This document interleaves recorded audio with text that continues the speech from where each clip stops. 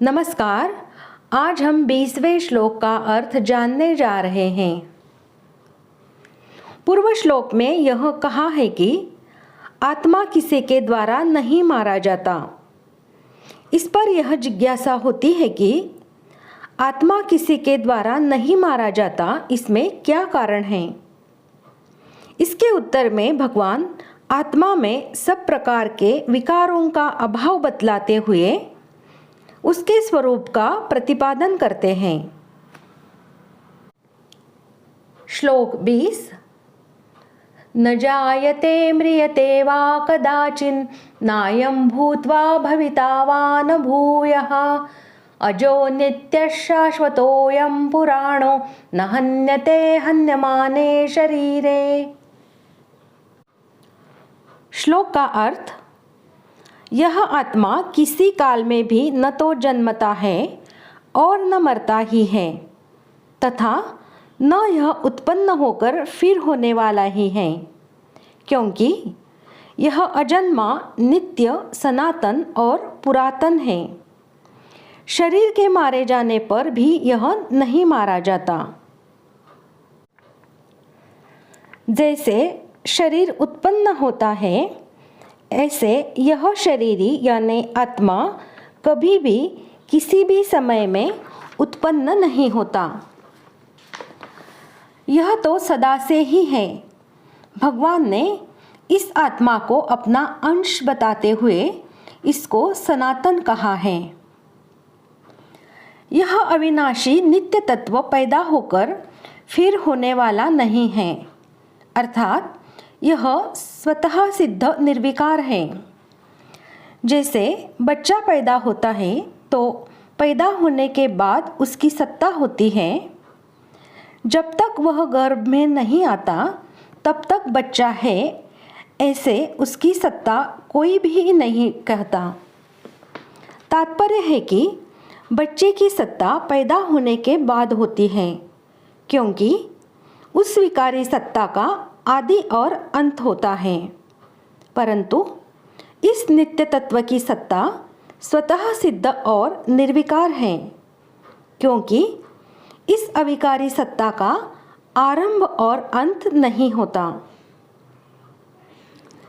इस शरीरी का यानी आत्मा का कभी जन्म नहीं होता, इसलिए यह अज अर्थात जन्म रहित कहा गया है।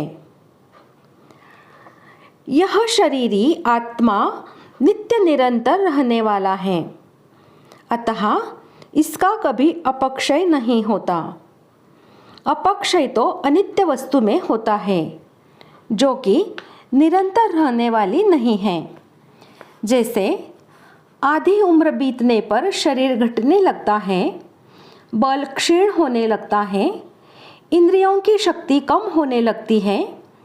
इस प्रकार शरीर, इंद्रिया, अंतःकरण आदि का तो अपक्षय होता है, पर आत्मा का अपक्षय नहीं होता। इस नित्य तत्व में कभी किंचित मात्र भी कमी नहीं आती। यह अविनाशी तत्व पुराण अर्थात पुराना यानी अनादि है। यह इतना पुराना है कि यह कभी पैदा हुआ ही नहीं।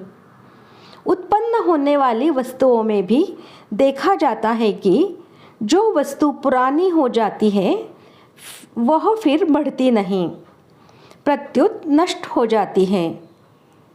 फिर यह तो अनुत्पन्न तत्व है।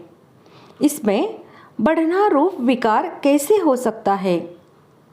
तात्पर्य है कि बढ़ना रूप विकार तो उत्पन्न होने वाली वस्तुओं में ही होता है, इस नित्य तत्व में नहीं। इस नष्ट होने वाले शरीर में 6 विकार होते हैं, आत्मा में नहीं। यह 6 विकार कौन से हैं, इन्हें जानते हैं। पहला उत्पत्ति यानी जन्मना, दूसरा अस्तित्व यानी उत्पन्न होकर सत्ता वाला होना, तीसरा वृद्धि यानी बढ़ना, चौथा विपरिणाम यानी रूपांतर को प्राप्त होना, पांचवा अपक्षय यानी क्षय होना या घटना।